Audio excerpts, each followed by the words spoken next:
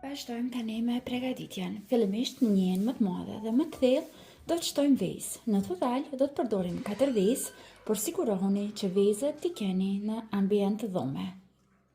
Si shtojmë vezët, vazhdojmë dhe i shtojmë produktet e tjera. Në këtë recetë kemi nevojë për një gotë prej 250 ml me sheqer. Vazhdojmë dhe i përzijemi me dorë për 2-3 minuta derisa sheqeri të tretet pak te vezët. Në këtë recetë unë nuk e përdor fare mikserin, por nëse keni dëshirë që ta përzijeni me mikser, mund ta bëni edhe ashtu. Pasi përzijemi mirë, vazhdojmë tani që të shtojmë produktet e tjera. Do të shtojmë edhe një gotë tjetër 250 ml me qumësht. Në të njëjtën sasi do të shtojmë edhe vaj, një gotë 250 ml. Përzijemi edhe një herë para se ta shtojmë mielin. Ne vazhdojmë që ta shtojmë mielin. Mia do të shtojmë 2 gota nga 250 ml. Pra e gjithë motja bëhet me gotën e njëjtë. Vazhdojmë ta shtojmë tani mielin. Edhe një pako pluhur për pjekje, 10 gram. Dhe vazhdojmë përzijemi edhe një herë derisa të fitojmë një masë të mirë homogjene.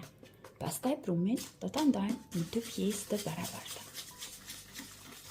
Tani brumin do ta ndajmë në 2 pjesë të barabarta. Te pjesa e mbetur vazhdojmë që të shtojmë 50 gram ara të bluara. Do të shtojmë edhe pak cimet. Përzijemi mirë tani.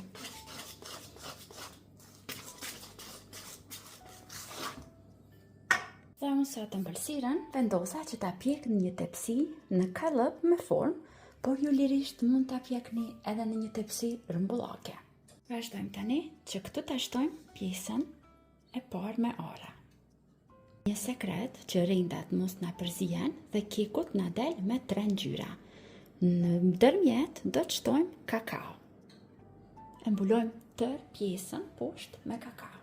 Vazhdojmë tani sipër ta shtojmë pjesën e bardhë.